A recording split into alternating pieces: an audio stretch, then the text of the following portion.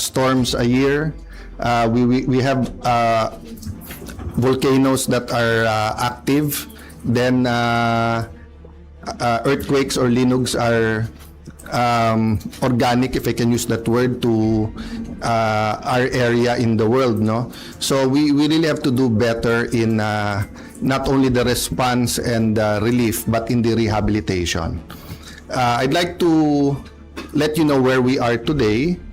So all sides were saying na sana hindi maipit yung Senado. So early this morning or late last night, I sent a letter to our legitimate Secretary of the Senate. Legitimate because if you follow the rules, hindi siya pwedeng tanggalin kung walang 13 at hindi pwedeng palitan kung wala rin 13. So I'll make that clear, ha. Senate President Pro Temp, Senate President, Secretary of the Senate, o SAA, kailangan yan 13 ang botong ilagay, 13 ang boto pag tinanggal. Hindi nila sinunod yan. So meaning, hindi legitimate si Attorney Bantug, no?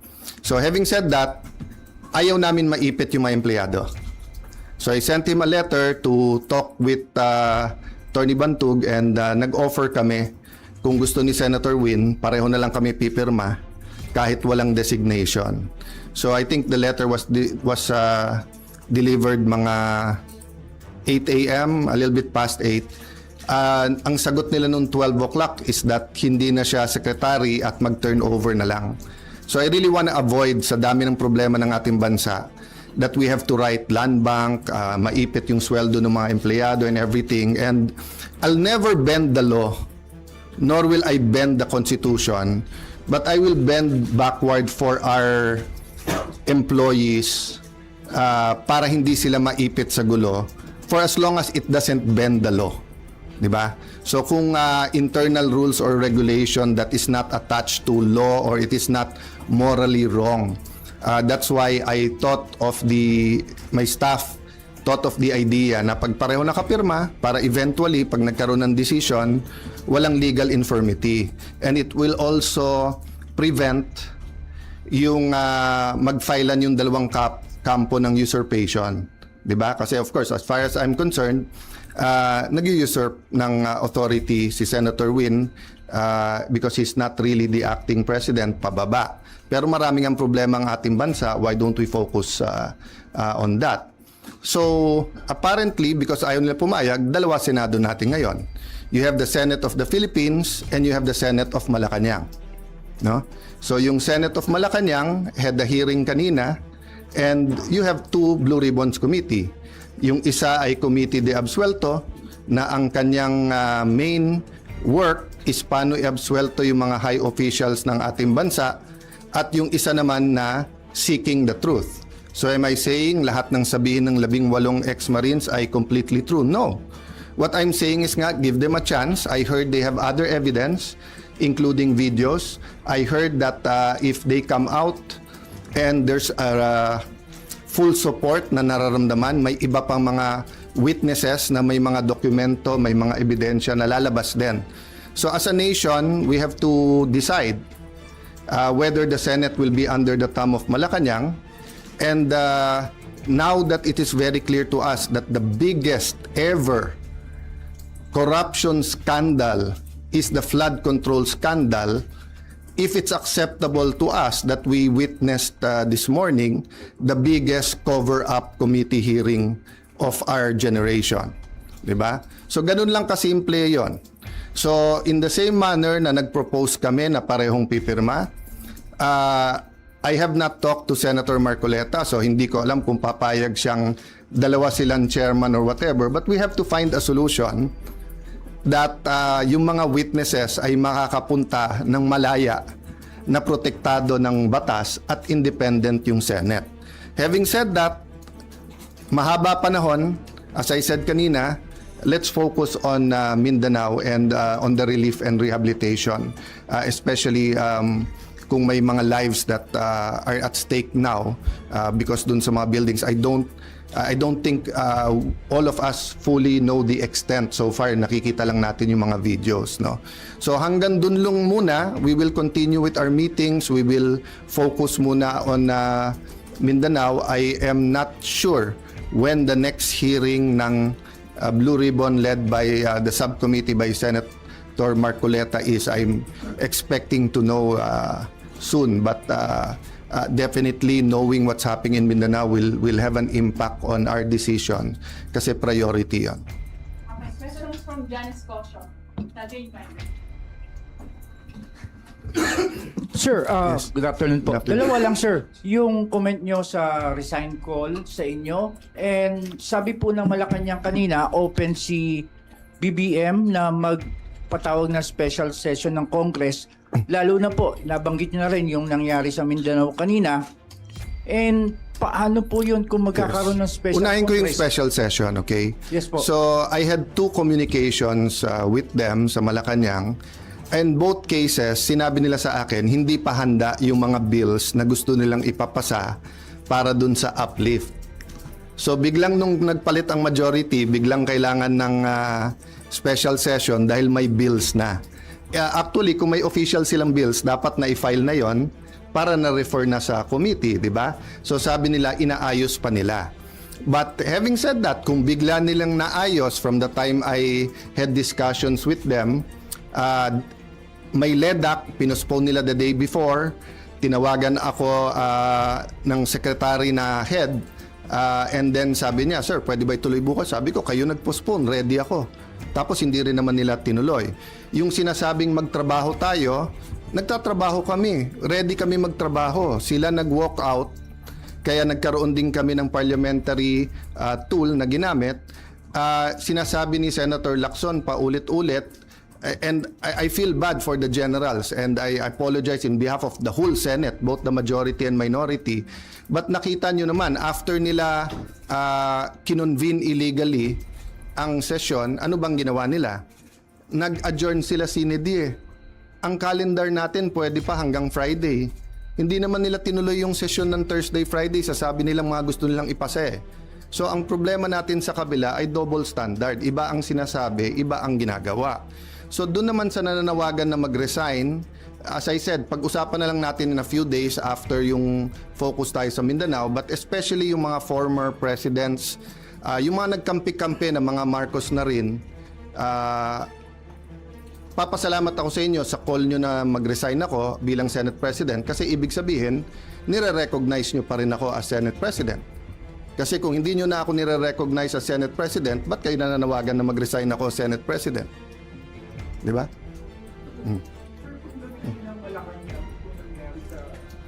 No, any special session that will redound to the good of the Filipino people is welcome.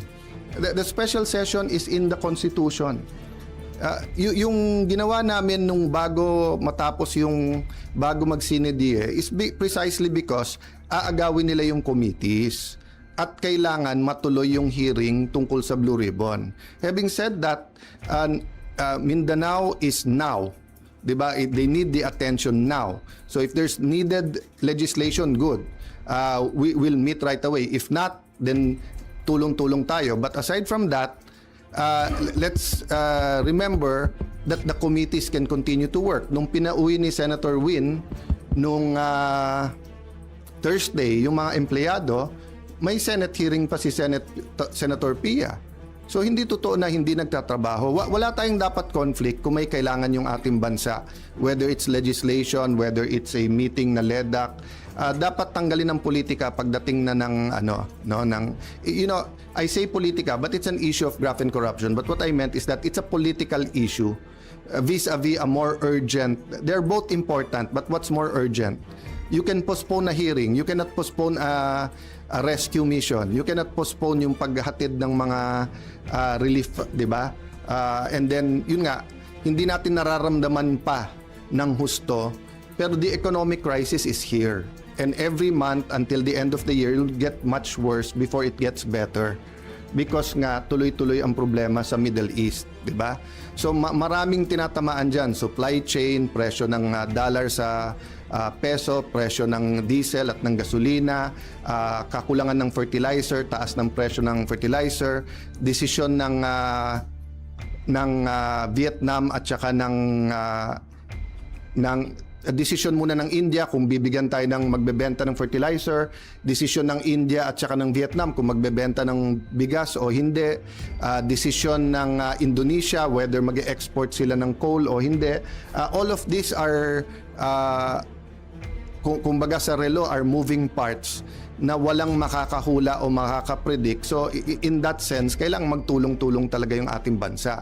Kaya naman nandun pa rin on the plate yung graft and corruption kasi kahit anong plano natin sa economic crisis, kung ninanakaw pa rin yung pera, then mahirapan pa rin tayo lahat. No? Sir, Yes. sino po ang tatayong presiding officer sa impeachment trial? At may update po ba kayo sa... As soon as they have 13, walang problema sila na. Okay, so I have to assert because may pinaglalaban tayo. Pinaglalaban ko hindi yung si Alan Cayetano ang Senate President. Ang pinaglalaban natin, ang Senado hindi pwedeng rubber stamp ng Malacanang. Hindi pwede na hindi independent yung Senate. Hindi pwedeng may hearing ka katulad kanina, yung bibig na bumubukas ay senador pero yung lumalabas na salita galing sa Malacanang. Ano pong rules sa pagpili ng presiding officer sa impeachment trials? They illegally amended the rules. They illegally had a session, 'di ba? So in due time there'll have to be something that will decide, 'di ba? But in the same manner na ina-assert ni Senator Win na he's the acting Senate President kahit na walang legal basis whatsoever, I have to assert not for myself but for the truth and for the Constitution. But it's still 1 month 'di ba? At hindi kami nakikipag-agawan sa silya doon. So for example, yung Senate Secretary, dapat siya yung ngayon nag-aayos para diyan sa pre-trial.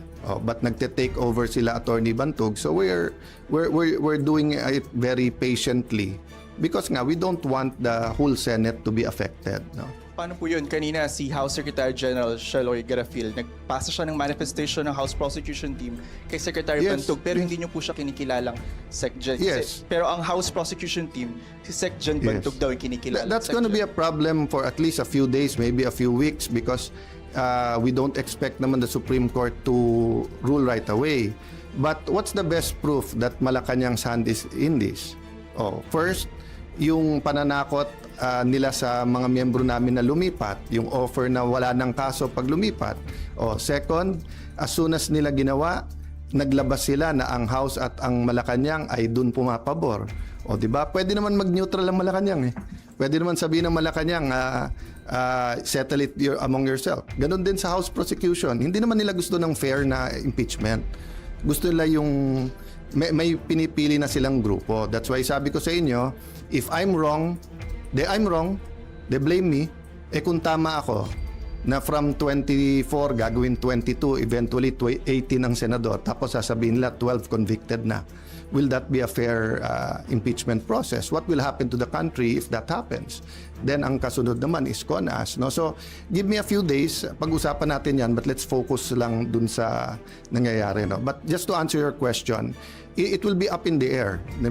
That will be a legal question and we are in the right side. Last question. Okay. Sir, may we be clarified, yung arrangement na inaalok niyo po kay Senator Win, na dalawa kayong pipirma, ano po ang response ni Senator Win? Sulat around 12 o'clock na sinasabi kay attorney sa ating Senate Secretary Jose Luis Montales that you are no longer secretary and that Attorney Bantog and then that basically sinasabi na sila na. Yun din ang sinabi sa USAA but hindi first-hand knowledge, sabi chain of command. But wala nga sila sa chain of command eh. Kahit anong tingin mo sa rules, hindi nangyari yon. So yung pagwawala nila at pag-walk out nila kasi hindi pwedeng amendahan daw yung rule na ganon-ganon, binaboy nila yung rules on June 3. Diba? So that it's going to be a lingering question. How do you treat that? Hindi pumayag si Sen Win sa arrangement na dalawa kayong pipirma sa documents? And paano po yung sweldo nung It's just like the civil rights movement sa US, di ba? From the Civil War until pinasa yung mga civil rights laws, etc., yung may batas ka, alam mo yung tama. Pero yung inaapi pa rin, yung mga minority, yun yung de facto. 'Di ba? So alam naman natin lahat kung ano tama at sinong tama. Pero ang kapangyarihan kasi nasa kanila eh. Sa kanila ang pulis, nasa kanila ang NBI, nasa kanila ang Malacanang. Kaya sabi ko, lahat ng kapangyarihan nasa kanila. Pero katotohanan nasa amin. So hindi ko pwedeng bitawan yon. Kailangan lumaban tayo doon. Kasi kung hindi, after this, all you have to do is to get 1 senator plus Malacanang. Hindi na 13 ang kailangan mong boto, 1 plus 1 lang. 1 plus Malacanang. Sir, so you will still sign? Paano yung mga... That is a practical question na hindi mangyayari because nga from the bottom paakyat dun sa office, 'di ba? Never naman nila sinurrender yung SP office. Hindi ko namang trinethreaten yung mga empleyado, 'di ba? But sila inaano nila yung mga empleyado. Yung ginawa ni Senator Erwin tapos nag-sorry. Bad cop, good cop 'yon. Sadya 'yon. I-shock mo na yung mga empleyado, nakakasuhan ka, tawagin mo kung ano-ano, tapos si Senator Win naman yung mabait. So kahit na nag-sorry siya, natanim na yun sa puso ng mga empleyado. 'Di ba? Kaya nga sa akin, sa mga empleyado, it's a matter of conscience. So you give up the signing? No, I'm not giving it up. I'm just saying, malamang hindi dumating sa opisina ko yung pipirmahan. But I'm not giving it up. Diba? Kailangan ko i-assert yun. Sir, sorry, ano po ba yung extent nung arrangement na pinopropose po ninyo? Hanggang doon lang sa dalawa kayong magsasign? No, it was a official? first step lang kasi sinabi nila open sila. Eh, hindi naman pala sila open. Diba? Kasi sabi nila, ayaw nila ng gulo. Diba? Sabi nila, eventually, kailangan magsama yung dalawang grupo, 1 Senate tayo. Diba? But mukhang ang utos ng Malacanang, hindi, kayo lang. Kasi nga alam nila na even if we go to the Supreme Court ASAP, it will take time. So in the meantime, they're buying time until they either get one more member or whatever. How will you assert kung hindi darating sa inyong pipirmahan? Basta in any way I can. And it's just like yung example na binigay ko sa'yo, whether it's apartheid, whether it's civil rights, di ba? Doon tayo sa tama. Okay? Thank you guys. One last. Sandra. Nabanggit niyo po kasi kanina yung Supreme Court. So are you referring to the one filed by the school teacher, Tayam, or meron po It's kayo always an iakyat sa option Supreme for everyone. It's an option for the other side, for us, for the employees can also file. So let's see kasi nauna na si Senator Win, nag-meeting na yesterday ata sa mga taga-USAA and yung kanilang inappoint na secretary at OSAA, bagamat illegal, 'di ba, umikot na in every. As I told you, no, as a practical matter, ang matagal na naging Senate President si Senator Drilon, 'di ba? Tapos si Senator Soto matagal din, more than 5 years, 'di ba? Si Senator Coco, Senator Mig, Senator Cheese, magkakasama sila ngayon eh. Ako naman ni isang empleyado, wala pa ako na-appoint eh. So as a practical matter din, sila ang mga ka-close. So syempre sila ang napakinggan. But I have faith in the Senate staff that they should listen to all sides. But I don't want to disturb, di ba, hindi civil war ang gusto namin. Ang gusto namin, manaig sa Senate kung ano tama, kung ano mali. Thank you guys. Thank you.